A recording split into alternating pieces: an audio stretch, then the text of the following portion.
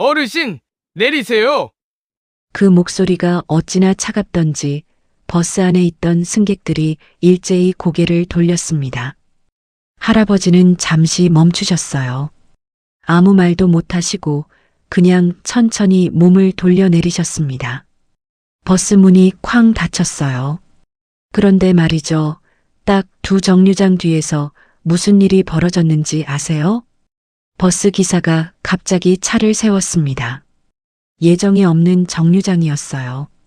그리고 문을 열었습니다. 승객들이 어리둥절해서 쳐다보는데 기사님이 자리에서 일어나 버스 밖으로 나가더니 뭔가를 사들고 돌아왔어요. 그게 뭔지, 왜 그랬는지, 그리고 그 버스 안에 있던 한 할머니가 눈물을 흘린 이유가 뭔지 지금부터 천천히 들려드리겠습니다. 구독, 좋아요, 댓글 남겨주세요. 2024년 가을의 어느 오후였습니다.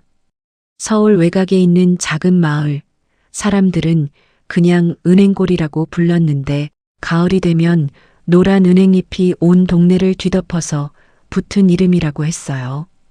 그 은행골과 시내를 이어주는 마을버스가 있었습니다. 번호는 37번. 하루에 딱 6번 운행하는 조그마한 버스였어요. 그 버스의 기사는 정혜진이라는 사람이었습니다. 나이는 49.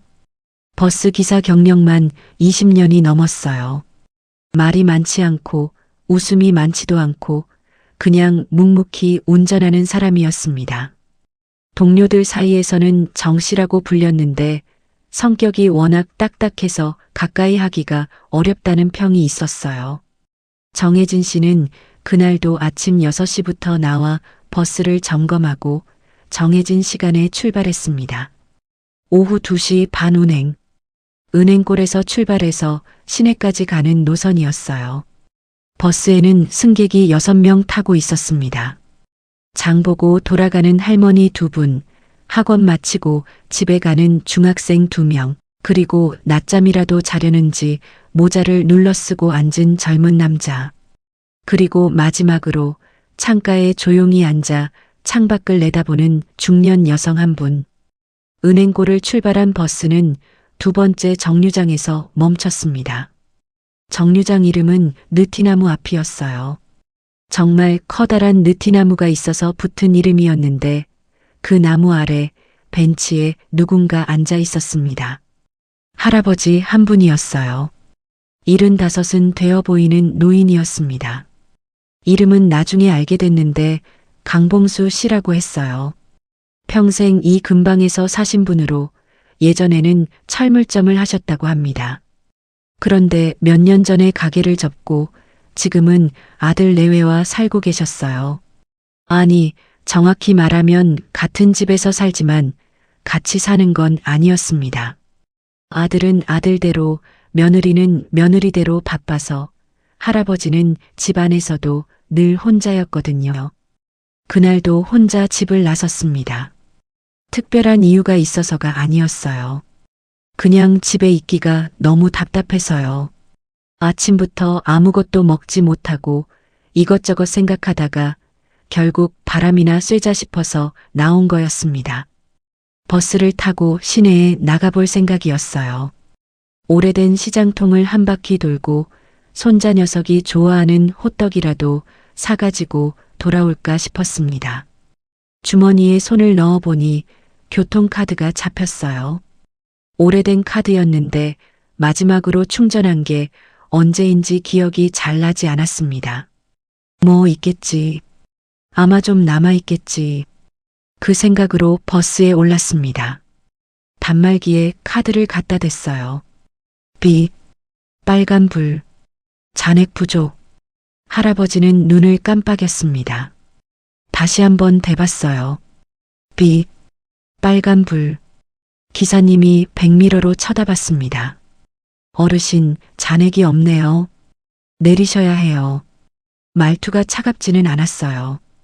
그냥 사무적이었습니다. 감정이 없는 목소리였어요. 할아버지는 잠시 서 계셨습니다.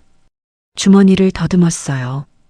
현금이 있나 찾아봤는데 지갑을 꺼내보니 10,000원짜리 한 장이 있었습니다. 시내버스 요금이 1,500원이니까 충분했어요. 현금으로 내도 되나요? 할아버지가 물었습니다. 기사님이 잠깐 멈칫했어요. 그러더니 말했습니다. 저희 버스는 현금 안 받아요. 그 말은 사실이었습니다. 요즘 마을 버스들 중에 현금 없이 카드만 받는 곳들이 있거든요. 37번 버스도 그랬어요. 기사 개인이 어떻게 할 수 있는 문제가 아니었습니다. 할아버지는 알겠다는 듯이 고개를 끄덕이셨어요. 그리고 천천히 몸을 돌려내리셨습니다. 버스 문이 닫혔어요. 버스가 출발했고요.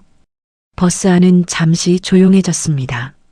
창가에 앉아있던 중년 여성이 창문 너머로 할아버지를 봤습니다.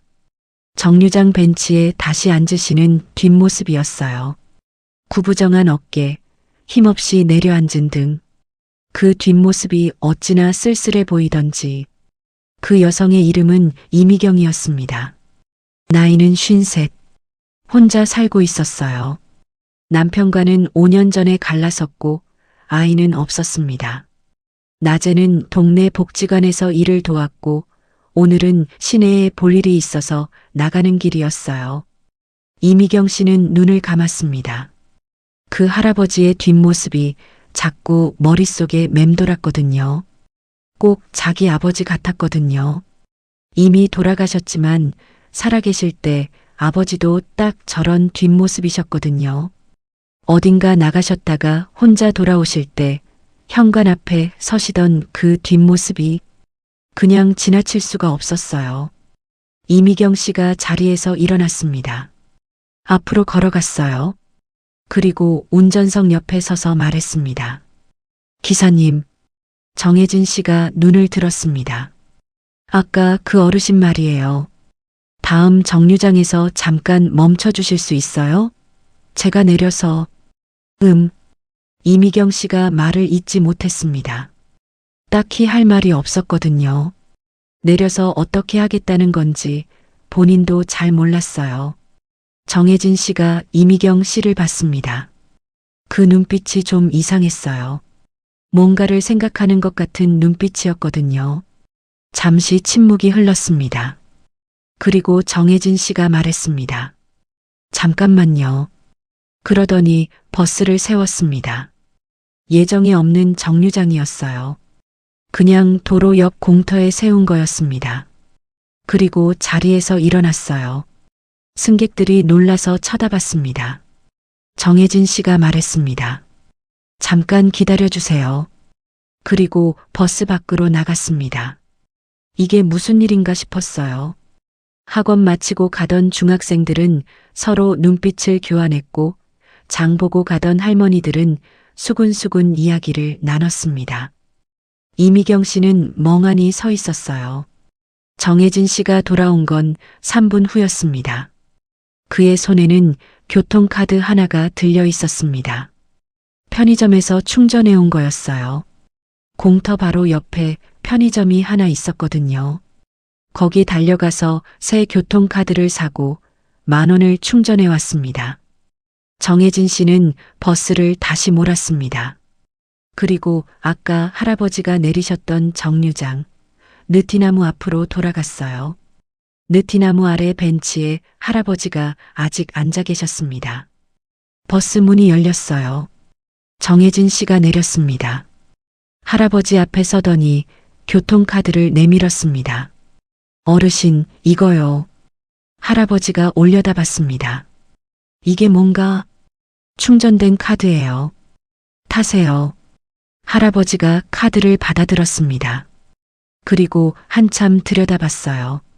그러더니 고개를 들어 기사를 봤습니다. 자네가 사준 건가? 네. 왜? 정혜진 씨가 잠깐 멈칫했습니다. 그리고 말했어요. 그냥요. 그 그냥이라는 말 한마디에 할아버지의 눈가가 붉어졌습니다. 내가 돈 드리면 안 되겠나? 아까 10,000원짜리 있었는데. 나중에 주세요. 나중에? 네. 일단 타세요. 저 시간 맞춰야 해서요. 할아버지가 일어나셨습니다. 천천히 허리를 짚으며 일어나셨어요. 그리고 버스에 올랐습니다. 버스 안의 승객들이 박수를 쳤습니다. 자연스럽게 아무도 먼저 하자고 하지 않았는데 그냥 다들 손이 먼저 나갔어요. 창가 자리에 앉았던 이미경 씨가 울고 있었습니다. 말없이 그냥 눈물이 흘렀어요. 버스가 다시 출발했습니다. 할아버지는 맨 앞자리에 앉으셨어요. 창밖을 바라보셨는데 그 눈빛이 아까와는 달랐습니다. 뭔가 생각에 잠긴 것 같았어요. 정혜진 씨는 묵묵히 운전을 했습니다. 아무 말도 하지 않았어요. 두 정류장쯤 지났을까요? 할아버지가 말을 꺼내셨습니다. 기사 양반, 이름이 뭐야? 정혜진 씨가 잠깐 백미러를 봤습니다. 정혜진입니다. 정혜진. 좋은 이름이네. 감사합니다. 나는 강봉수야. 이 동네에서 철물점 했어. 알려나? 모르겠습니다. 그렇지. 내가 문 닫은 지 5년이 됐으니까. 몰라도 당연하지. 할아버지가 웃으셨습니다. 쓸쓸한 웃음이었어요. 근데 기사 양반, 아까 왜 그랬어? 사규에도 없는 일인데. 정혜진 씨가 대답을 바로 하지 않았습니다. 한참 운전을 하다가 말했어요. 우리 아버지 생각이 났어요. 응? 아버지가 어르신 나이에 비슷한 일이 있었거든요. 버스에서 내리신 게 아니라 병원에서. 할아버지가 가만히 들었습니다. 병원 접수에서 뭔가 서류가 잘못됐다고, 진료를 못 받으신다고 그냥 돌아오셨더라고요. 그냥 혼자 집으로. 아무 말도 없이. 그래서 나중에 알았는데 그날 많이 불편하셨던 거였어요. 그런데 귀찮게 할까봐 말을 못 하신 거죠. 그냥 참으셨던 거예요. 잠시 침묵이 흘렀습니다. 그래서 어떻게 됐어? 정혜진 씨가 눈을 깜빡였습니다. 3년 전에 돌아가셨어요. 할아버지가 아무 말도 하지 않았습니다. 버스는 달리고 있었어요. 창밖으로 노란 은행잎들이 흩날리고 있었습니다. 자, 여기서 이야기가 딱 끝났으면 좋겠죠. 이미 충분히 따뜻한 이야기니까요. 그런데 이야기는 여기서 끝나지 않았습니다. 이 버스 안에는 그날의 이야기를 듣고 있는 또 다른 사람이 있었거든요. 장을 보고 가던 할머니들 중 한 분이었습니다. 이름은 박순자. 71살이었어요. 이 동네에서 50년을 사신 분이었습니다. 박순자 할머니는 귀가 좀 어두우셨어요. 그래서 정혜진 씨와 할아버지가 나누는 대화의 반 정도밖에 듣지 못했습니다. 그런데 이상하게도 그 반만으로도 마음이 먹먹해졌어요. 할머니는 집에 아들이 있었거든요. 나이는 49. 오랫동안 무직이었다가 최근에야 겨우 작은 회사에 들어갔어요. 늘 빠듯하게 살고 늘 지쳐 있었습니다. 할머니는 그 아들한테 짐이 되기 싫어서 뭔가 불편한 게 있어도 말을 잘 못했어요. 그냥 혼자 참는 편이었습니다. 오늘도 장을 보러 나온 게 사실 다리가 좀 아팠어요. 병원에 가봐야 하는데 아들한테 말을 못했습니다. 의료비가 걱정될 것 같아서요. 그런데 오늘 이 버스 안에서 저 기사 양반이 한 이야기를 들으니까 귀찮게 할까봐 말을 못하셨어요. 그냥 참으셨던 거예요. 박순자 할머니 눈에서 눈물이 났습니다. 조용히 흘러내렸어요. 옆에 있던 다른 할머니가 손수건을 건넸습니다. 말없이요. 버스가 시내 종점에 도착했습니다. 승객들이 내렸어요. 할아버지는 마지막으로 내리셨는데 문 앞에서 정혜진 씨를 보셨어요. 기사 양반. 네. 아까 그 카드 아직 안 받았지? 괜찮습니다. 아니, 받아야지. 내가 비록 지금은 없어 보여도 빌린 거 안 갚는 사람은 아니야. 할아버지가 주머니에서 지갑을 꺼내셨습니다. 10,000원짜리를 꺼내 내미셨어요. 정혜진 씨가 받지 않으려 했습니다. 정말 괜찮습니다. 어르신. 받아. 목소리에 힘이 실렸습니다. 정혜진 씨가 결국 받았어요. 그리고 말했습니다. 감사합니다. 내가 감사하지. 오늘 기사 덕에 내가 시내 구경 좀 했잖아. 할아버지가 웃으셨어요. 이번에는 쓸쓸한 웃음이 아니었습니다. 진짜 웃음이었어요. 할아버지가 내리셨습니다. 정혜진 씨는 그 뒷모습을 한참 봤습니다. 그리고 버스 문을 닫았어요. 그날 저녁 박순자 할머니는 밥을 먹다가 수저를 내려놓으셨습니다. 아들이 물었어요. 엄마, 왜요? 밥 안 드세요? 할머니가 잠깐 말을 못 하셨어요. 그러다가 말씀하셨습니다. 영수야. 응? 엄마 다리가 좀 아파. 병원에 가봐야 할 것 같은데. 아들이 수저를 내려놓았습니다. 얼마나 됐어요? 안. 2달. 2달이요? 엄마, 왜 이제야 말해요? 할머니가 눈을 내리깔았습니다. 내가 바쁠까봐. 아들 영수가 한참 침묵했습니다.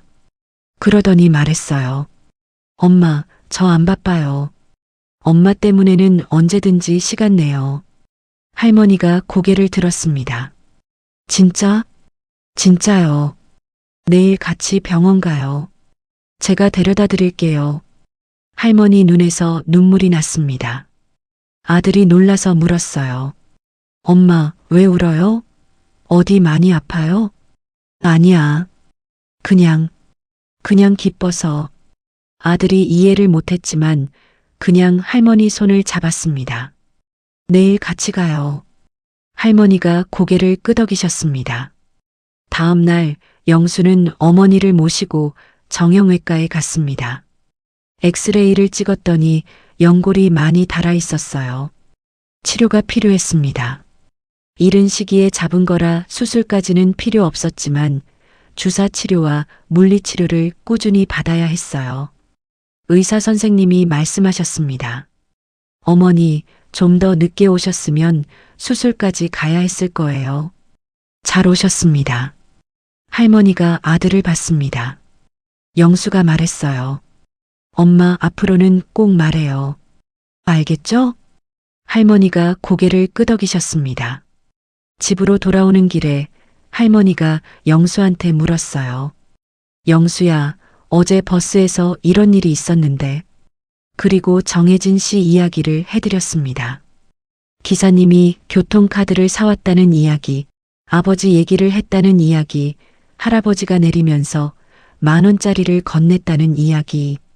영수가 말없이 들었습니다. 그 기사 이름이 뭐라고 하셨어요? 정혜진이라고 했어. 정혜진. 영수가 중얼거렸습니다. 그리고 핸드폰을 꺼냈어요. 뭔가를 검색하는 것 같았습니다. 엄마, 그 버스 37번이요? 응. 영수가 뭔가를 더 찾아봤습니다. 그러더니 슬며시 웃었어요.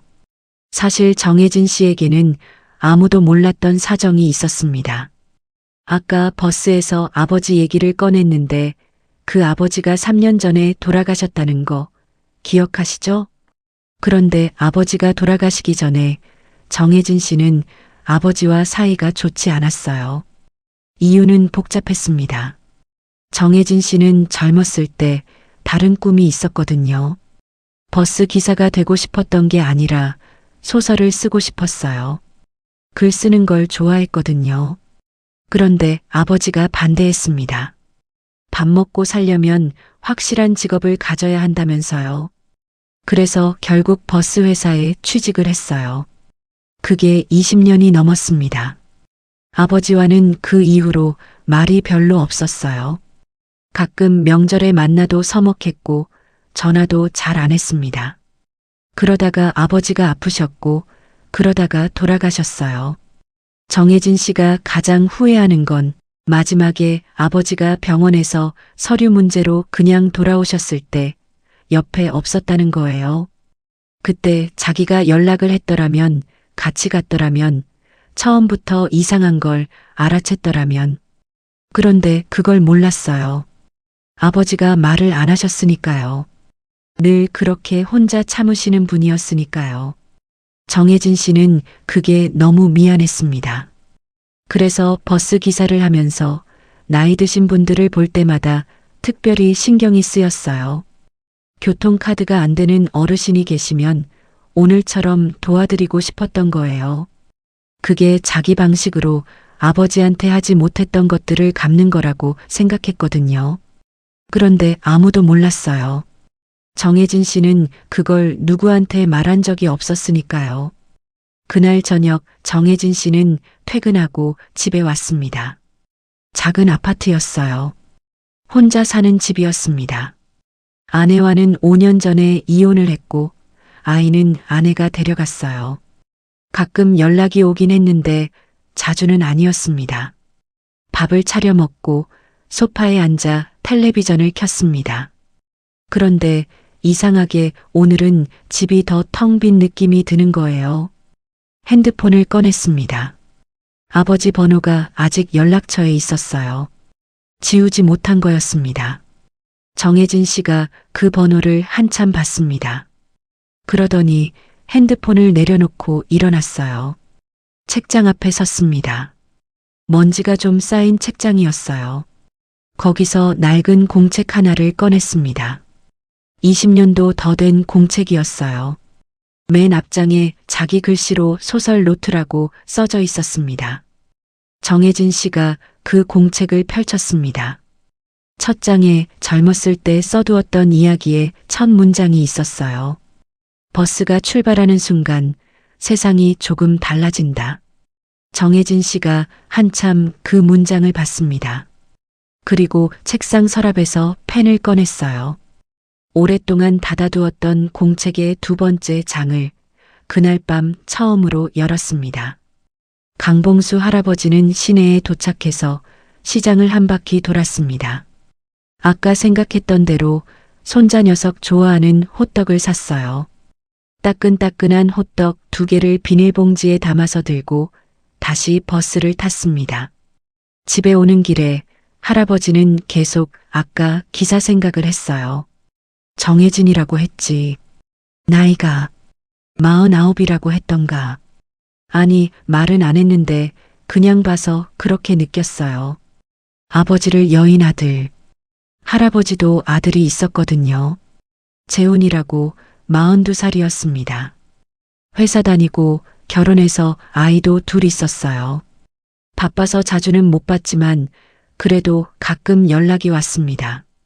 그런데 오늘 아까 버스에서 그 기사가 한 말이 마음에 걸렸어요. 귀찮게 할까봐 말을 못 하셨어요. 할아버지 자신도 그랬거든요. 아침에 집을 나올 때 사실 속이 좀 안 좋았습니다. 며칠째 밥을 잘 못 먹고 있었어요. 그런데 재훈이한테 말을 안 했습니다. 바쁠까봐, 걱정시킬까봐, 늙은 아비가 자꾸 아프다고 하면 짐이 될까봐. 그게 지금 생각하니까 좀 이상했어요. 짐이 되는 게 뭐가 그렇게 무서웠을까? 자식이 짐이라고 생각하겠어? 아니잖아. 자식은 부모한테 짐이라고 생각 안 하잖아. 내가 재훈이를 걱정할 때 재훈이가 짐이라고 생각한 적 있었나? 없었잖아. 그냥 걱정이 됐으니까 걱정한 거잖아. 그런데 왜 나는 자식한테 걱정을 끼치는 게 이렇게 무서웠을까? 할아버지는 집에 들어오자마자 전화를 꺼냈습니다. 재훈이 번호를 눌렀어요. 아버지, 무슨 일이에요? 아들 목소리에 걱정이 배어 있었습니다. 아버지가 전화를 잘 안 하셨거든요. 아니, 별건 아닌데. 그냥 요즘 밥을 좀 못 먹겠더라고. 속이 좀 안 좋아서. 잠시 침묵이 흘렀습니다. 아버지, 얼마나 됐어요? 한 일주일? 일주일이요? 아버지, 왜 이제 말해요? 바쁠까봐. 아버지, 아들 목소리에 살짝 울음기가 섞였습니다. 저 아버지 때문에 바쁜 건 상관없어요. 아무것도 상관없다고요.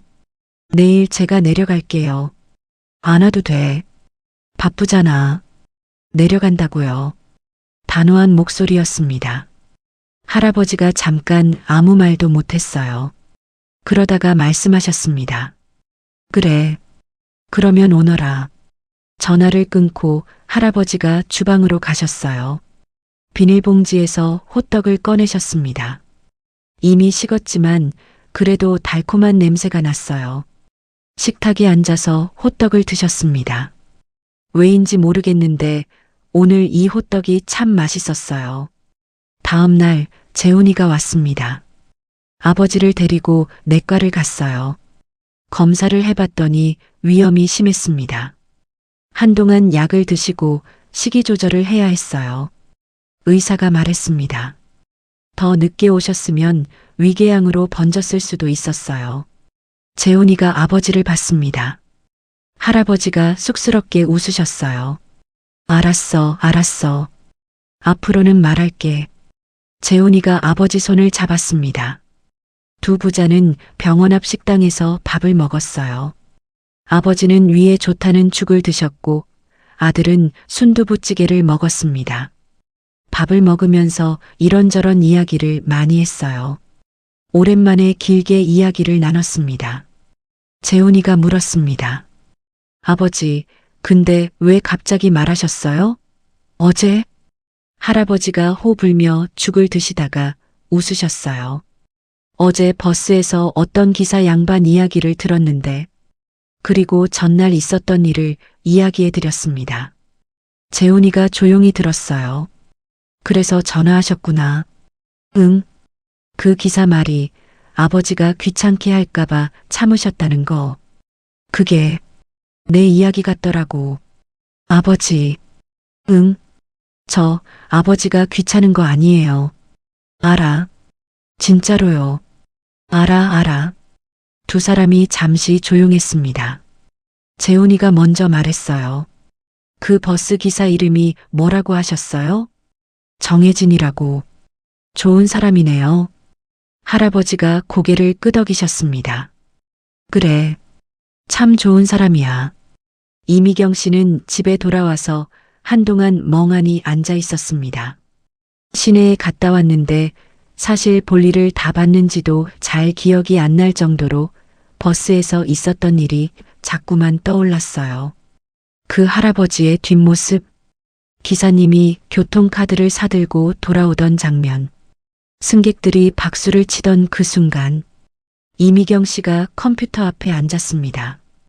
원래 글을 쓰는 걸 좋아했어요. 젊었을 때는 잡지사에서 일을 했거든요.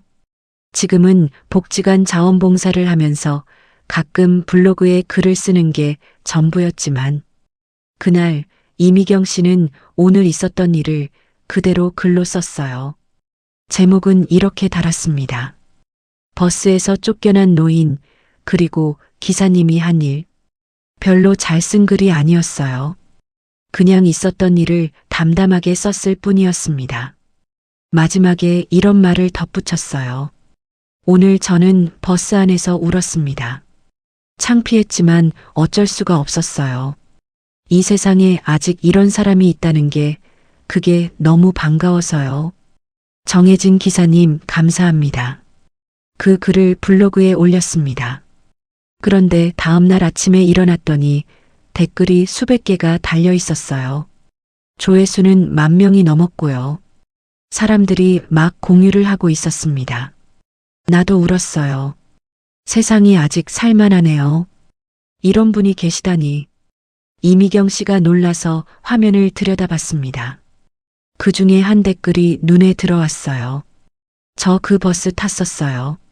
중학생이었는데 집에 가서 엄마한테 얘기했더니 같이 울었어요. 감사합니다. 이미경 씨가 그 댓글을 한참 봤습니다. 그리고 웃었어요. 그 블로그 글은 계속 퍼져나갔습니다.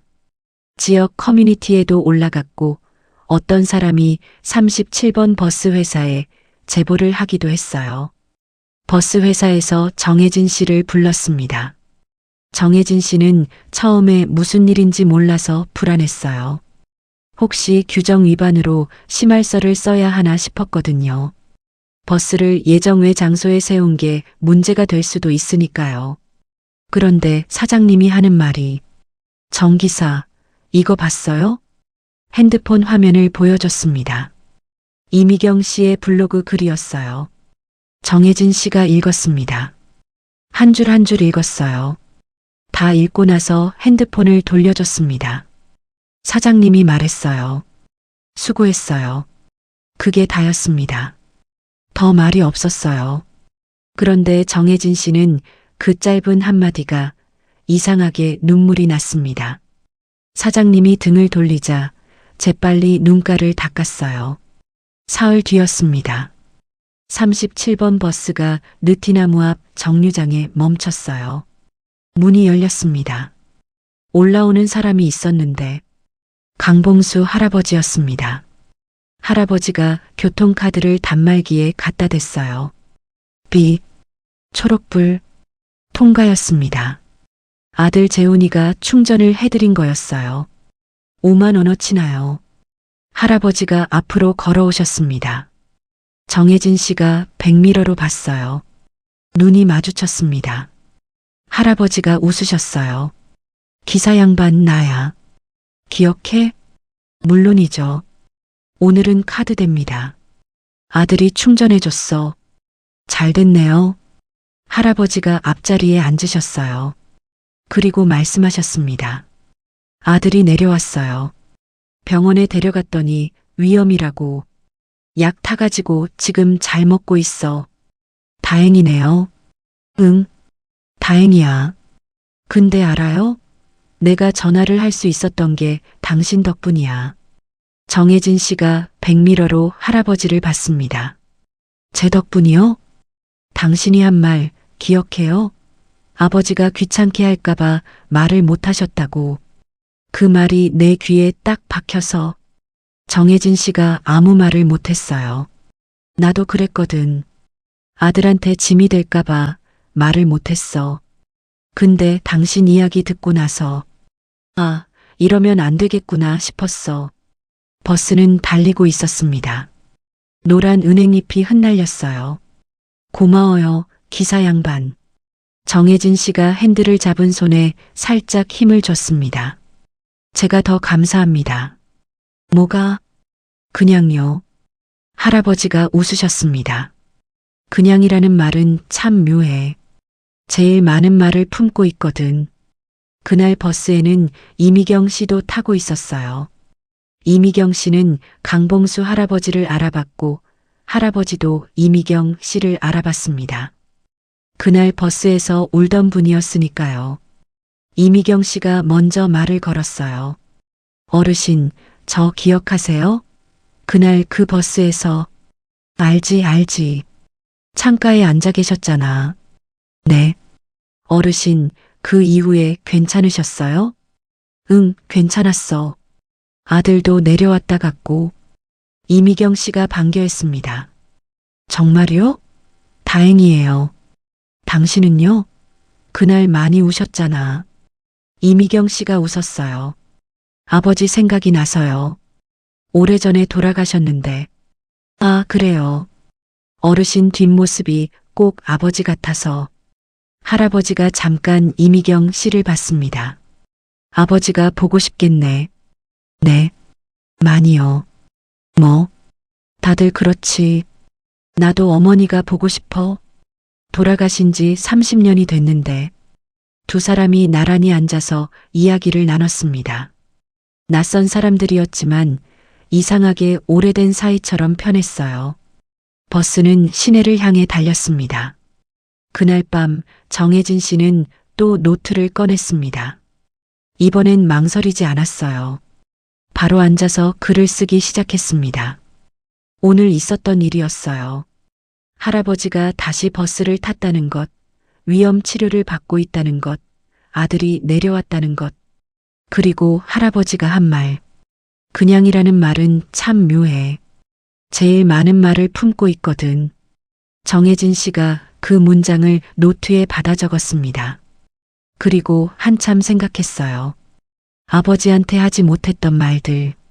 그냥 잘 있냐고, 그냥 밥은 먹었냐고, 그냥 보고 싶었다고. 그런 말들을 왜 그렇게 못했을까? 20년이 넘도록 버스를 몰면서 이미 많은 사람들을 만났어요. 그 사람들 하나하나한테도 사연이 있고 이야기가 있고 품고 있는 슬픔이 있겠지.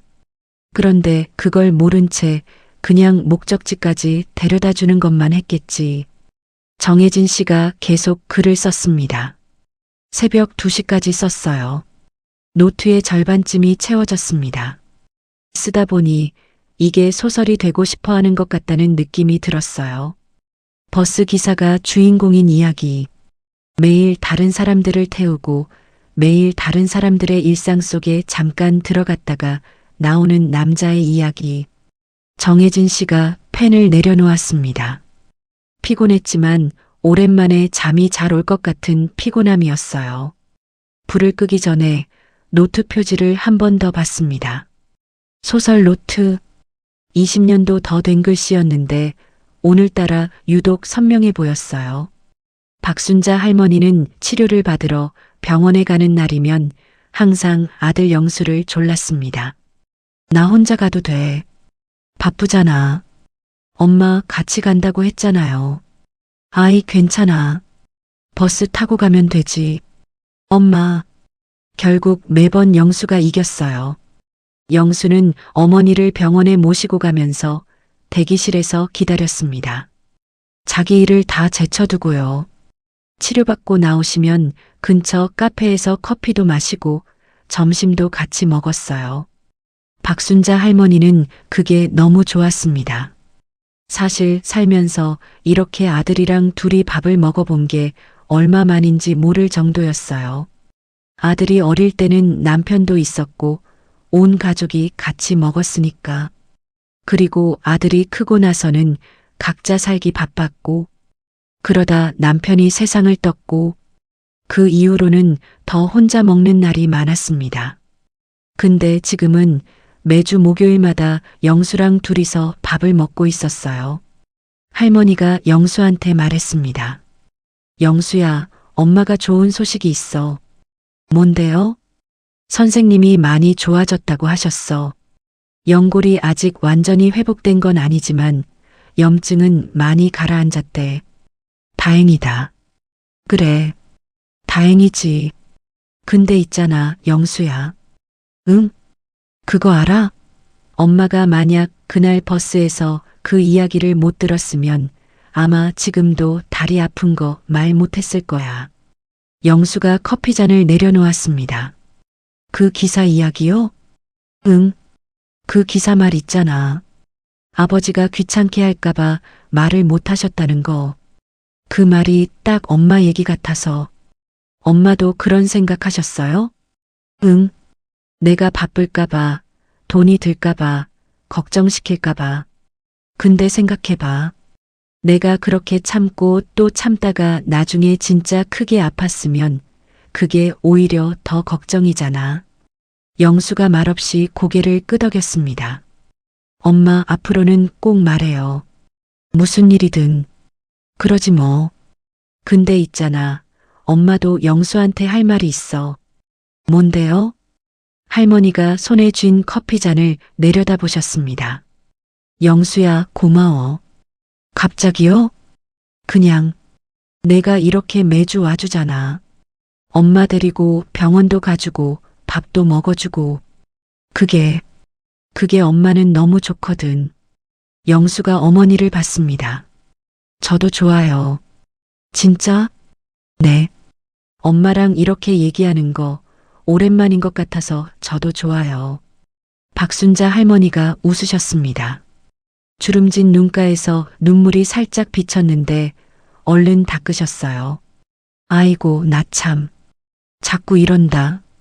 영수는 어머니를 집에 모셔다 드리고 돌아오는 길에 차 안에서 잠깐 멈췄습니다. 회사에서 연락이 왔거든요. 긴급한 거는 아니었어요. 내일 회의 자료 준비를 좀 해달라는 거였습니다. 그런데 그걸 보다가 갑자기 핸드폰을 내려놓았어요. 오늘 어머니랑 밥 먹으면서 엄마가 한 말이 생각났거든요. 내가 이렇게 매주 와주잖아. 그게 엄마는 너무 좋거든. 영수가 창밖을 봤습니다. 이미 어둑어둑해진 저녁 하늘이었어요. 거리에 가로등이 켜지고 있었습니다. 영수는 생각했어요. 나는 어머니한테 어떤 아들이었을까? 열심히 살기는 했는데, 회사 다니고 돈 벌고, 그런데 막상 어머니랑 이야기를 나눠본 게 얼마만인지, 어머니가 어디가 아프다는 걸 2달이 지나도록 몰랐잖아. 영수가 핸들을 잡았습니다. 그리고 다시 어머니 집 쪽으로 차를 돌렸어요.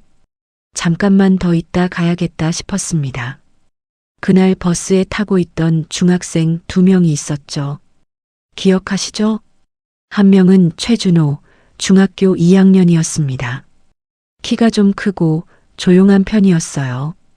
다른 한 명은 그 친구 민준이었는데 먼저 2 정류장 전에 내렸어요. 최준호는 그날 버스에서 있었던 일을 집에 가서 엄마한테 이야기했습니다. 엄마가 처음에는 설거지를 하면서 대충 들었는데 중간쯤에 수도꼭지를 잠그고 돌아봤어요. 기사 아저씨가 편의점 가서 교통카드를 사왔다고? 응. 그리고 다시 그 할아버지한테로 돌아갔다고? 응. 그래서 다들 박수쳤어. 엄마가 한참 준호를 봤습니다. 너는 어떤 생각이 들었어? 몰라. 그냥 어른도 저렇게 할 수 있구나 싶었어. 저렇게 그냥? 아, 계산 없이. 손해볼 것 뻔한데 그냥 하는 거잖아.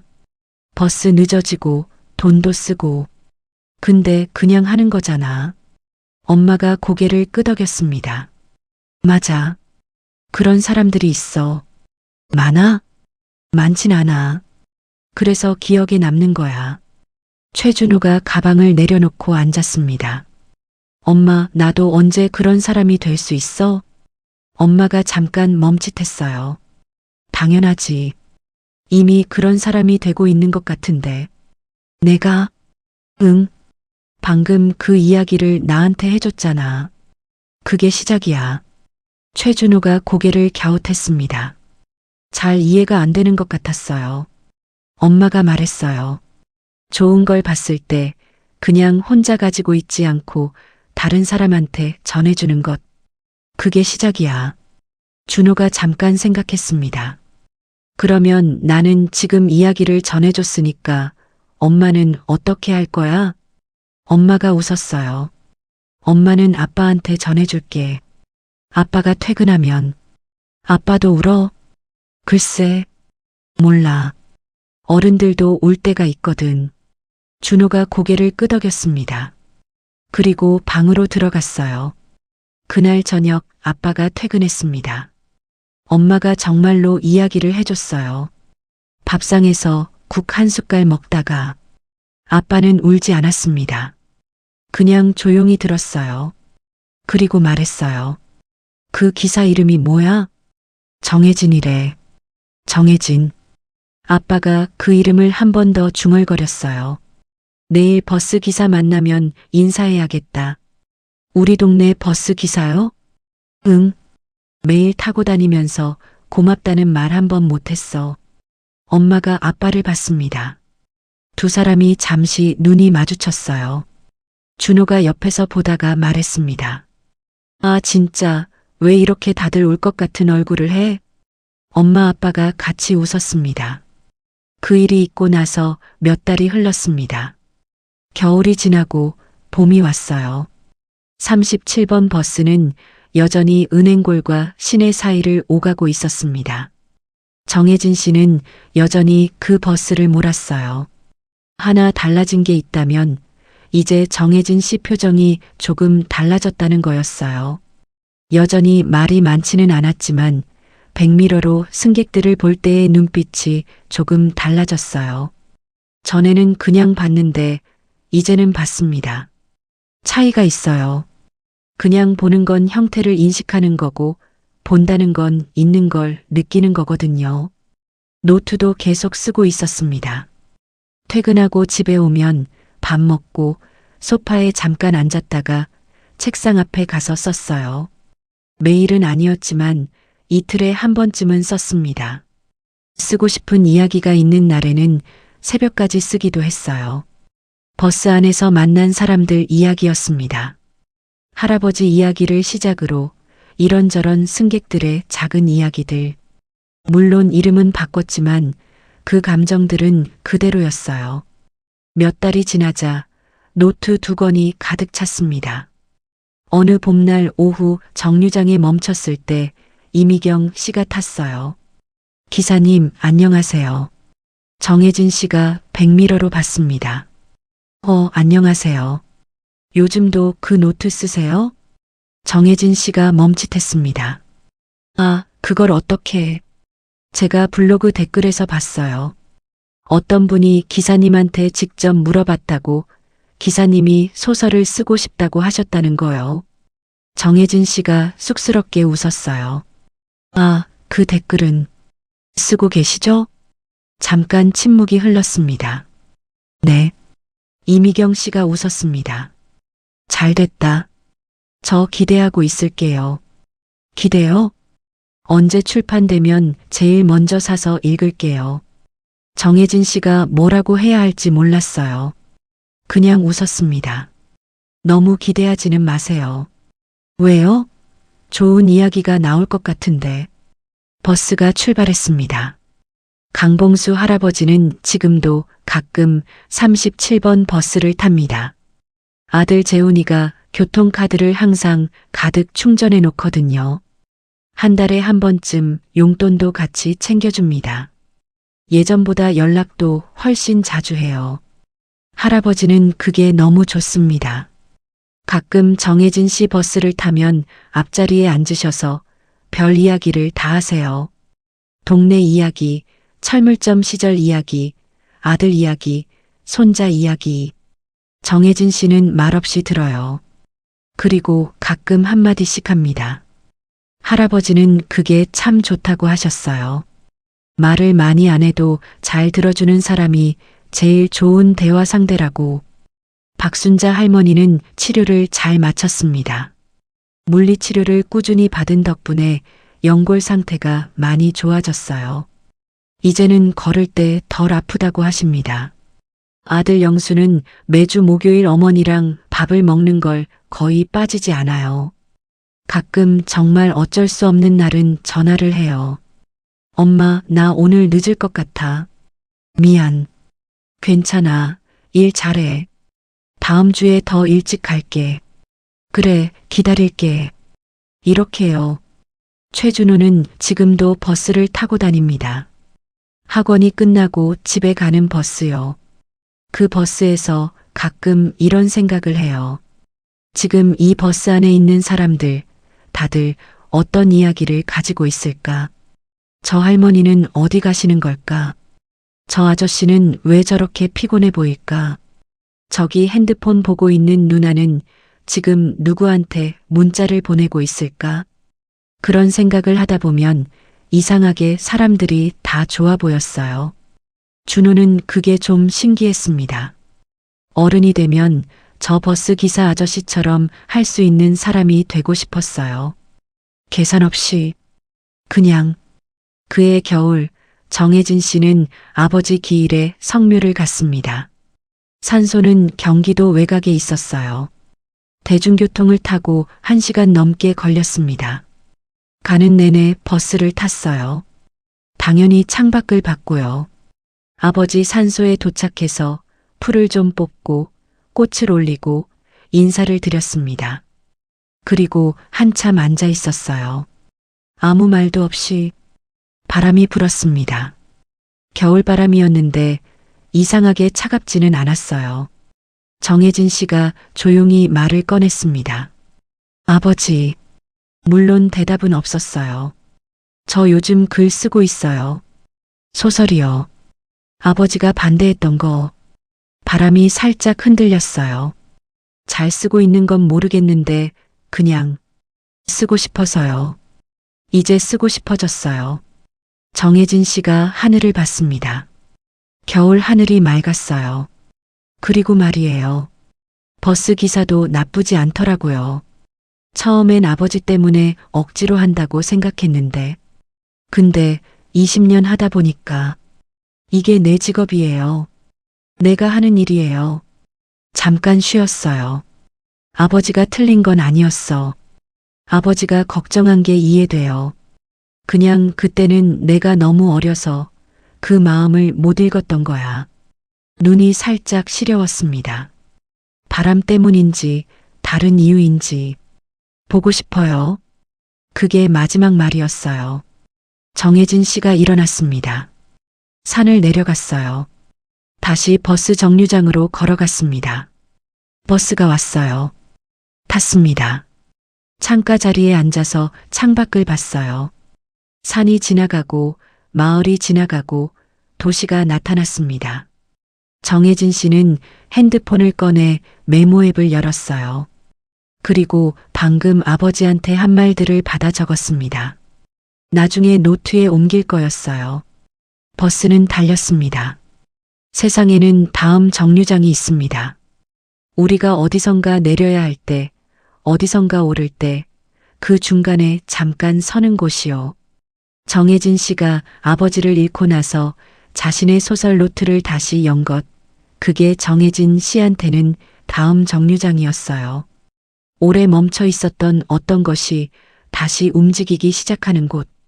강봉수 할아버지가 아들한테 전화를 한 것, 그게 할아버지한테는 다음 정류장이었어요. 오랫동안 혼자 참아온 것들을 조심스럽게 꺼내놓는 곳. 박순자 할머니가 아들 영수한테 다리가 아프다고 말한 것, 그게 할머니한테는 다음 정류장이었어요. 이미경 씨가 그날 버스에서 본 것을 글로 쓴 것, 그게 이미경 씨한테는 다음 정류장이었어요. 아버지를 그리워하는 마음을 어딘가에 내려놓고 새로운 사람들과 연결되기 시작하는 곳. 최준호가 엄마한테 이야기를 전해준 것, 그게 최준호한테는 다음 정류장이었어요. 좋은 걸 혼자 가지고 있지 않고 나눠주기 시작하는 곳. 우리 삶에서 다음 정류장은 거창한 게 아닙니다. 그냥 버스 기사가 편의점에 가는 것. 그냥 아버지한테 전화 한 통 하는 것. 그냥 다리 아프다고 말하는 것. 그냥 눈물이 나는 것. 그냥 블로그에 글 한 줄 쓰는 것. 그런 것들이 다음 정류장이에요. 그리고 여러분, 오늘 이 이야기를 듣고 계신 여러분한테도 지금 이 순간이 어쩌면 다음 정류장일 수 있어요. 어디선가 한번 내려서 잠깐 주변을 둘러보는 그런 정류장. 오늘 이 이야기 들으시면서 어떤 얼굴이 떠오르셨나요? 어떤 이름이 생각나셨나요? 연락하고 싶었던 사람이 있나요? 말하고 싶었던 것이 있나요? 오랫동안 참아온 게 있나요? 오늘 그냥 해보세요. 그냥 전화 한 통, 그냥 문자 하나, 그냥 말 한마디. 정혜진 씨가 했던 것처럼 그냥요. 그날 37번 버스에서 있었던 일은 그 버스 안에서만 끝나지 않았어요. 이미경 씨의 블로그 글을 읽고 연락을 해온 사람들이 있었습니다. 그중 한 명은 경기도 어딘가에 사는 70대 할아버지였어요. 이름은 박정길. 이미경 씨 블로그에 댓글을 남겼는데 내용이 이랬어요. 저도 버스에서 비슷한 일을 당한 적이 있어요. 10년 전 일이에요. 그때 아무도 도와주지 않아서 그 이후로 외출이 두려워졌어요. 근데 이 글을 읽고 세상이 다 그런 건 아니라는 생각이 들었어요. 감사합니다. 이미경 씨가 그 댓글에 답장을 달았습니다. 할아버지, 맞아요. 세상이 다 그런 건 아니에요. 그리고 그걸 저도 이번에 다시 배웠어요. 우리 앞으로도 좋은 사람들 많이 만나요. 그 댓글이 또 퍼져나갔어요. 또 다른 이는 간호사였습니다. 이름은 황지수. 31살이었는데 병원에서 야간 근무를 마치고 집에 가는 버스 안에서 이미경 씨 블로그를 읽었어요. 황지수 씨는 그 글을 읽다가 병원 탕비실에서 울었어요. 밤새 힘든 근무를 마치고 지쳐 있을 때였는데 이 글을 읽고 나서 이상하게 힘이 났거든요. 그날 퇴근길에 황지수 씨는 버스 기사님한테 말했어요. 기사님, 오늘도 수고 많으세요. 버스 기사가 잠깐 멈칫했습니다. 그리고 말했어요. 감사합니다. 짧은 대화였어요. 아무것도 아닌 것 같지만 황지수 씨는 그 말을 하고 나서 기분이 좀 달라졌습니다. 그리고 집에 와서 엄마한테 전화를 했어요. 엄마, 나야. 밥은 먹었어? 엄마가 반가워하는 목소리가 전화 너머로 들려왔습니다.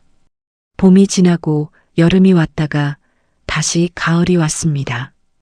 은행골에 또 노란 은행잎이 흩날리기 시작했어요. 느티나무 앞 정류장에 강봉수 할아버지가 앉아 계셨습니다. 그런데 오늘은 혼자가 아니었어요. 옆에 손자가 앉아 있었습니다. 이름은 강민서. 중학교 1학년이었어요. 키는 할아버지보다 벌써 한 뼘 정도 컸습니다. 할아버지가 손자한테 말씀하셨어요. 민서야, 이 나무 알아? 느티나무잖아요. 맞아. 얼마나 됐는지 아냐? 몰라요. 한 300년은 됐대. 할아버지 어릴 때도 이 나무가 있었어. 민서가 나무를 올려다봤습니다. 300년이요? 대박. 그때도 여기 정류장이 있었어. 버스가 아니라 그냥 사람들이 모이는 자리였겠지. 옛날엔 소달구지가 지나갔을 수도 있고. 민서가 웃었습니다. 할아버지, 그게 무슨 얘기예요? 사람들이 모이는 데는 항상 이야기가 생긴다는 거야. 정류장이든 나무 아래든. 민서가 할아버지를 봤어요. 할아버지, 그 기사 아저씨 이야기 또 해줘요. 또? 재밌잖아요. 할아버지가 웃으셨어요. 세 번째인데. 그래도요. 할아버지가 이야기를 시작하셨습니다. 그 오후 버스가 오기 전까지 느티나무 아래서 할아버지와 손자가 나란히 앉아 이야기를 나눴습니다. 37번 버스가 멀리서 왔어요. 할아버지가 손자 손을 잡고 일어나셨습니다. 버스 문이 열렸습니다. 정혜진 씨였어요. 할아버지가 탔습니다. 기사 양반, 이번엔 손자도 같이야. 안녕하세요. 민서가 조용히 인사를 했어요. 정혜진 씨가 백미러로 민서를 봤습니다. 안녕하세요. 어르신이랑 닮았네요. 제 손자야. 많이 닮으셨어요. 할아버지가 좋아하셨습니다. 두 사람이 앞자리에 나란히 앉았어요. 버스가 출발했습니다. 민서가 창밖을 봤습니다. 노란 은행잎들이 바람에 날리고 있었어요. 할아버지, 응? 이 버스, 저 다음에도 타면 안 돼요? 왜? 기사 아저씨 좋아 보여서요. 할아버지가 웃으셨습니다. 그래. 같이 타자. 이미경 씨는 그 블로그 글이 퍼진 뒤로 글 쓰는 걸 다시 시작했습니다. 예전에 잡지사 다닐 때 이후로는 직업적으로 글을 쓸 일이 없었거든요. 복지관 봉사를 하면서 그냥 가끔 일기처럼 블로그에 남기던 것뿐이었는데, 그런데 그 글이 그렇게 많은 분들한테 닿는 걸 보고 나서 다시 뭔가를 써보고 싶어졌어요. 복지관에서 만나는 어르신들 이야기를 썼습니다. 75살 할머니가 처음으로 스마트폰을 배우시던 날 이야기, 80 먹은 할아버지가 평생 처음으로 그림을 그려보시던 날 이야기, 손녀딸한테 편지를 쓰고 싶어서 한글을 배우러 오신 할머니 이야기, 하나씩 썼어요.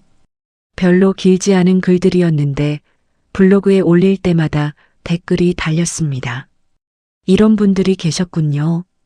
마음이 따뜻해졌어요. 우리 엄마 이야기 같아요. 이미경 씨는 그 댓글들을 읽을 때마다 이상하게 외롭지 않았어요. 글을 쓴다는 게 이런 거구나 싶었습니다. 혼자 쓰지만 혼자가 아닌 것. 어느 날 복지관 관장님이 이미경 씨를 불렀습니다. 이 선생, 혹시 글 더 쓸 생각 없어요? 어떤 글이요? 어르신들 이야기. 우리 복지관 소식지에 실어도 될까요? 독자들이 좋아할 것 같아서요. 이미경 씨가 잠깐 생각했습니다. 네, 좋아요. 좋아요? 정말요? 네. 쓸게요. 관장님이 반겼습니다. 이미경 씨가 복지관을 나오면서 하늘을 올려다봤어요. 봄 하늘이 파랬습니다. 아버지가 생각났어요.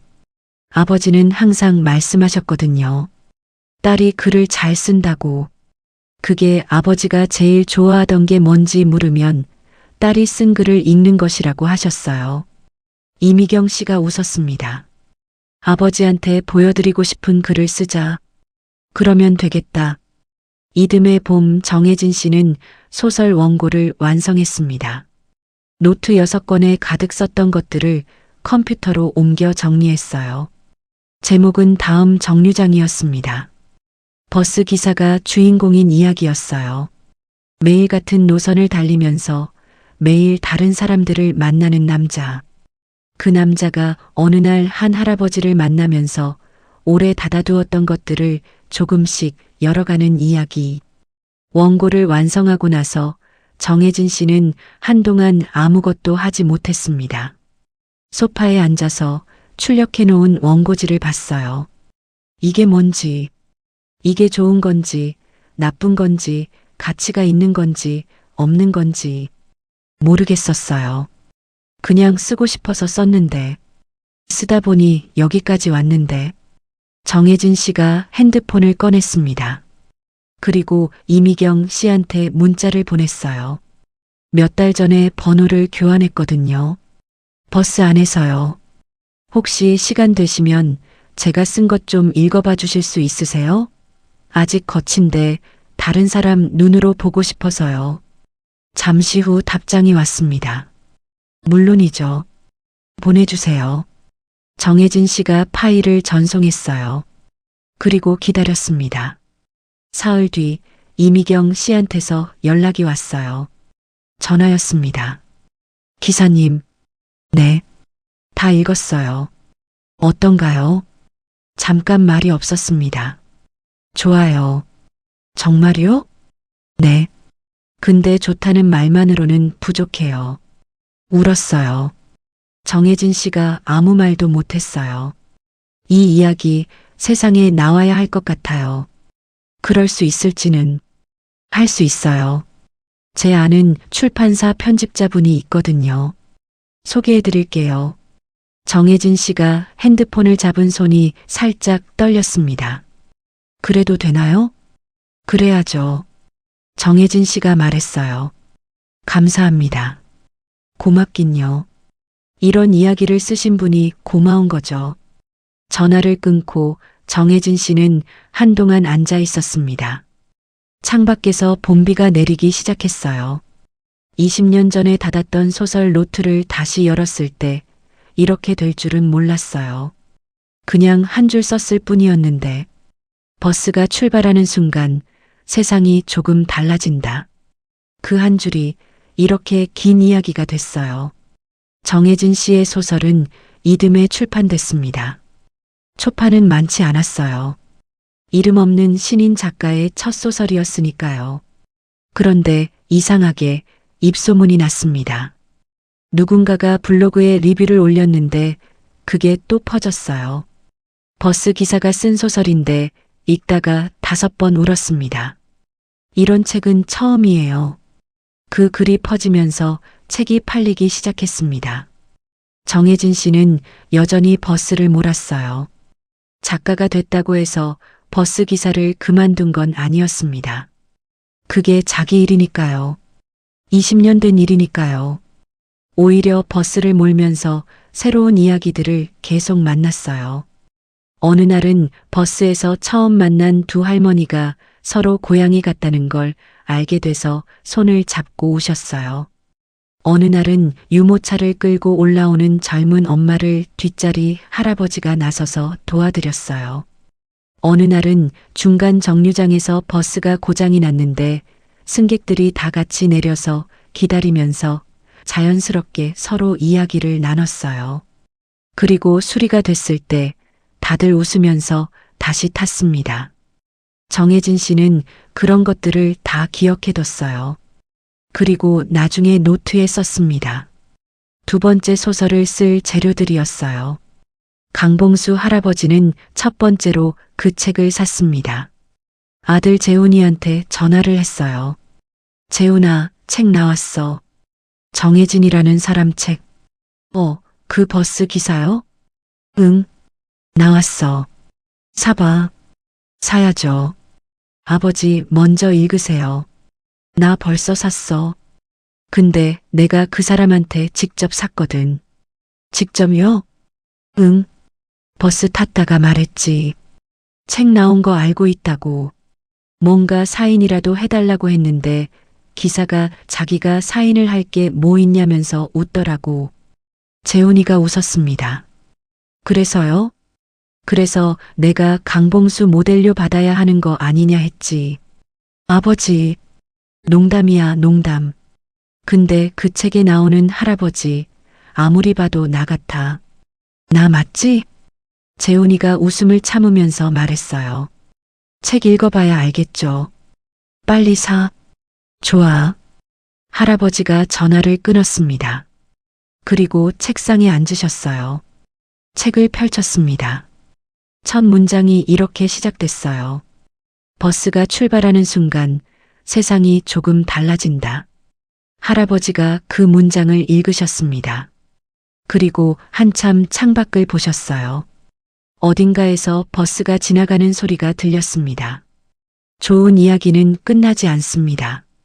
정혜진 씨의 소설을 읽은 사람 중에 어느 날 서울 어딘가에서 버스를 탄 사람이 있었어요. 그 사람이 버스에서 교통카드가 안 되는 어르신을 봤습니다. 그 사람이 선뜻 나섰어요. 제가 드릴게요. 카드를 꺼내서 찍어드렸습니다. 어르신이 고맙다고 하셨어요. 그 장면을 옆에서 본 다른 승객이 있었습니다. 그 사람도 뭔가 느꼈어요. 그 이야기가 또 퍼졌습니다. 이렇게 이어지는 거예요. 정혜진 씨가 할아버지한테 카드를 사다 준 것, 이미경 씨가 글을 쓴 것, 그 글이 퍼진 것, 누군가 그 글을 읽고 부모님께 전화를 한 것, 또 다른 누군가가 버스에서 어르신을 도운 것, 그게 또 이야기가 된 것. 세상이 바뀌는 게 이런 거예요. 거창한 게 아니라 버스 한 칸에서 시작된 작은 것이 천천히 퍼져나가는 거예요. 물에 돌 하나 던지면 물결이 퍼져나가는 것처럼. 여러분, 오늘 이 이야기를 들으시면서 어떤 생각이 드셨나요? 어떤 분은 부모님 생각이 나셨을 수도 있어요. 어떤 분은 오래 연락 못한 형제자매 생각이 나셨을 수도 있고요. 어떤 분은 자식 생각이 나셨을 수도 있어요. 그 마음 오늘 바로 표현해 보세요. 전화 한 통이면 돼요. 문자 하나면 돼요. 그냥 보고 싶다고 잘 있냐고. 그게 다예요. 그게 세상을 조금씩 바꾸는 거예요. 정혜진 씨의 소설 마지막 장면을 들려드릴게요. 허락 없이 읽어드리지만 정혜진 씨도 나쁘다고 하지 않을 거예요. 이 이야기는 원래 나눠지라고 쓴 거니까요. 소설 속 버스 기사, 이름은 진이라고만 나오는데요. 진은 어느 겨울날 오래된 정류장에 버스를 세웠습니다. 아무도 타지 않았어요. 그냥 서 있었어요. 거기서 내리지도 않고 그냥 잠깐 멈췄어요. 그리고 창밖을 봤습니다. 눈이 내리고 있었어요. 정류장 벤치에 눈이 쌓이고 있었습니다. 아무도 없는 벤치에 진이 생각했어요. 여기서 오늘 몇 명이 탔을까? 어디로 갔을까? 그 사람들 지금 집에 있을까? 밥은 먹었을까? 따뜻할까? 알 수 없는 것들이 너무 많았습니다. 그런데 이상하게 그게 슬프지 않았어요. 모른다는 건 아직 이야기가 끝나지 않았다는 거니까요. 진은 다시 버스를 출발시켰습니다. 다음 정류장을 향해서. 그게 마지막 문장이었어요. 다음 정류장을 향해서. 우리 주변에는 생각보다 따뜻한 사람들이 많습니다. 그냥 잘 보이지 않을 뿐이에요. 나쁜 뉴스가 더 크게 들리는 세상에서 살다 보니 좋은 사람들이 있어도 잘 안 보이는 거예요. 그런데 오늘 이 이야기처럼 어떤 순간에 딱 눈에 띄잖아요. 그 기사님이 편의점에서 카드를 사오던 그 순간처럼요. 그런 사람들이 있어요. 우리 주변에 모른 척할 수도 있었는데 그냥 하는 사람들. 규정 위반이 될 수도 있는데 그냥 하는 사람들. 손해가 될 수도 있는데 그냥 하는 사람들. 그 그냥에 얼마나 많은 것들이 담겨 있는지 강봉수 할아버지가 말씀하셨죠. 그냥이라는 말은 참 묘해. 제일 많은 말을 품고 있거든. 맞아요. 그냥이라는 말 안에는 계산하지 않겠다는 마음이 있어요. 그냥이라는 말 안에는 그 사람이 소중하다는 마음이 있어요. 그냥이라는 말 안에는 나도 사람이고 당신도 사람이라는 마음이 있어요. 그 마음이 세상을 버티게 해요. 37번 버스는 오늘도 달리고 있습니다. 은행골에서 출발해서 여러 정류장을 거쳐 시내까지요. 정혜진 씨는 오늘도 그 버스를 몰아요. 창밖으로 노란 은행잎이 날리는 계절에는 더욱 천천히 달립니다. 풍경이 아깝거든요. 승객들은 오르고 내려요. 각자의 이야기를 품고 각자의 목적지를 향해 어떤 할머니는 시장에 가는 길이고 어떤 아저씨는 퇴근하는 길이고 어떤 학생은 학원 마치고 집에 가는 길이고 어떤 중년 여성은 오랫동안 못 가던 아버지 산소에 가는 길일 수도 있고 그 모든 길이 버스 안에서 잠깐 만납니다. 그리고 각자의 정류장에서 내려요. 그게 버스예요. 그게 삶이에요. 우리는 모두 어딘가를 향해 달리고 있고 그 중간에 잠깐씩 서로를 만나고 그리고 각자의 길을 계속 가는 거예요. 오늘 이 이야기가 여러분한테도 하나의 정류장이 됐으면 좋겠습니다. 잠깐 서는 곳, 주변을 둘러보는 곳, 그리고 다시 출발하는 곳. 다음 정류장은 어디든 그곳에서도 좋은 사람을 만나시길 바랍니다. 몇 년이 흘렀습니다. 정혜진 씨는 지금도 버스를 몰아요. 소설도 계속 써요. 세 번째 책이 나올 예정입니다. 강봉수 할아버지는 팔순이 되셨어요. 재훈이가 팔순 잔치를 열어드렸는데 손자 민서도 왔고 37번 버스에서 만났던 이미경 씨도 초대받아서 왔습니다. 정혜진 씨도 왔어요. 퇴근하고 바로요. 박순자 할머니는 연골 치료가 잘 됐어요. 이제는 동네 공원에서 아침 운동도 하십니다.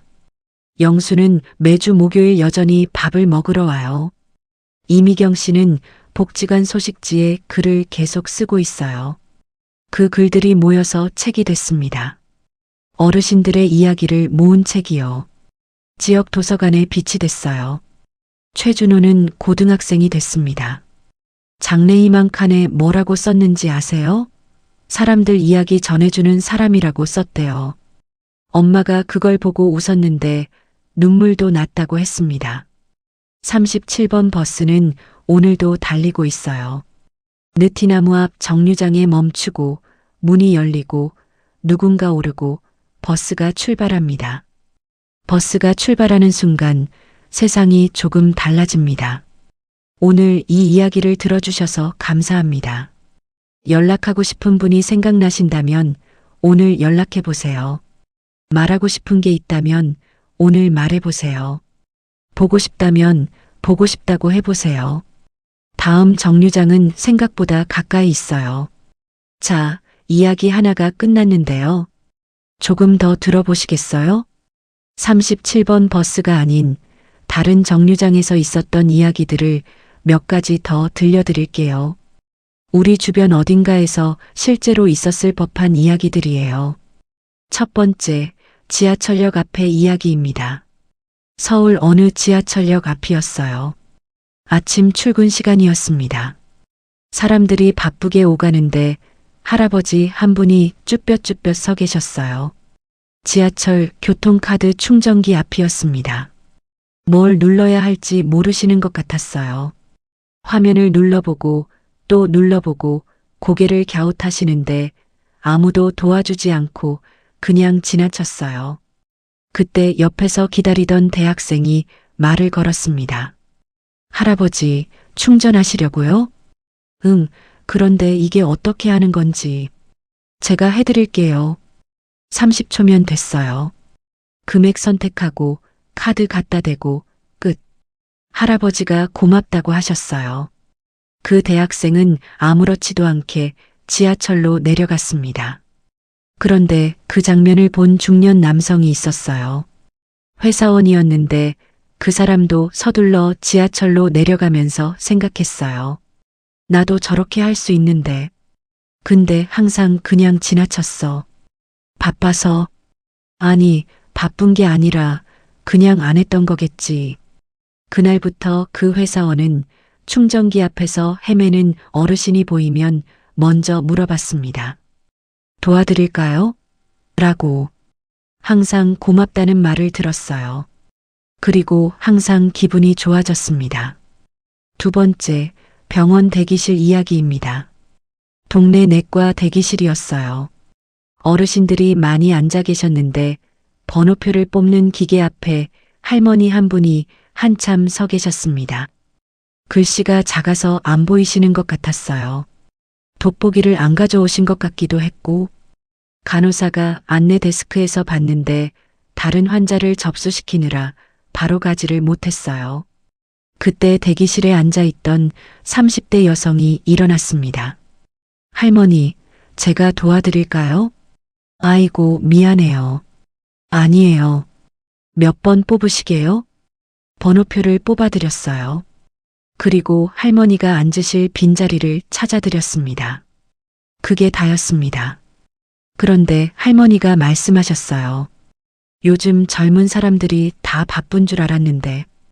그 여성이 웃었어요. 제가 조금 일찍 왔거든요. 시간 있어요. 참 고마워요. 젊은 사람한테 고맙다는 말하는 게 이상한가? 왜요? 좋은데요? 할머니가 웃으셨습니다. 두 분은 대기 시간 동안 이야기를 나눴어요. 별로 특별한 이야기는 아니었어요. 날씨 얘기, 동네 얘기. 그런데 할머니가 진료를 받고 나오실 때 그 여성한테 또 인사를 하셨어요. 아까 그 아가씨 고마워요. 덕분에 기분 좋게 진료받았어요. 그 말이 그 여성 마음에 한참 남았습니다. 기분 좋게 진료를 받을 수 있구나. 그게 그냥 한마디로 달라지는 거구나. 세 번째, 공원 벤치 이야기입니다. 아파트 단지 안에 있는 작은 공원이었습니다. 저녁 무렵이었는데 할아버지 두 분이 벤치에 앉아 계셨어요. 두 분 다 이 아파트 주민인데 수십 년을 살았는데도 말을 별로 안 해봤던 분들이었습니다. 그냥 가끔 마주쳐서 고개만 끄덕이던 사이였어요. 그날따라 같은 벤치에 앉게 됐어요. 다른 벤치가 없어서요. 한참 말없이 앉아 계셨는데 한 분이 먼저 말을 꺼냈어요. 몇 동이세요? 저요? 101동이요. 저도 101동인데. 몇 층이세요? 7층이요. 저도 7층인데. 두 분이 이상하다는 듯이 서로를 봤습니다. 혹시 몇 호예요? 702호. 저는 701호예요. 두 분이 옆집 주민이었던 거예요. 10년을 살면서 뭐가 그렇게 우스운지 두 분이 같이 웃으셨어요. 그날 이후로 두 분은 매일 아침 공원에서 만납니다. 같이 산책도 하고 이야기도 나눠요. 한 분이 부인이 계시고 다른 한 분은 호랍이신데 부인이 계신 분이 가끔 반찬도 갖다 드린대요. 10년을 옆집에 살면서 한마디도 안 하다가 벤치 하나에서 이웃이 됐어요. 그게 사람 사는 거예요. 오늘 이 긴 이야기를 여기까지 들어주셨습니다. 정말 감사합니다. 이 이야기를 준비하면서 저도 여러 번 마음이 따뜻해졌어요. 세상 어딘가에 정해진 씨 같은 사람이 있어요. 강봉수 할아버지 같은 사람이 있어요. 이미경 씨 같은 사람이 있어요. 박순자 할머니 같은 사람이 있어요. 그리고 여러분 같은 사람이 있어요. 이 이야기를 끝까지 들어주신 여러분은 이미 따뜻한 마음을 가진 분들이에요. 오늘 이 이야기가 여러분한테 작은 정류장이 됐으면 합니다. 잠깐 서는 곳, 숨 한 번 고르는 곳, 그리고 다시 출발하는 곳. 사랑하는 사람한테 오늘 전화 한 통 해보세요. 오랫동안 말 못했던 것, 오늘 한마디 해보세요. 도움이 필요한 분이 보이면 오늘 먼저 다가가 보세요. 그게 다음 정류장을 향해 출발하는 거예요. 버스가 출발하는 순간 세상이 조금 달라집니다. 감사합니다. 오늘도 좋은 하루 되세요.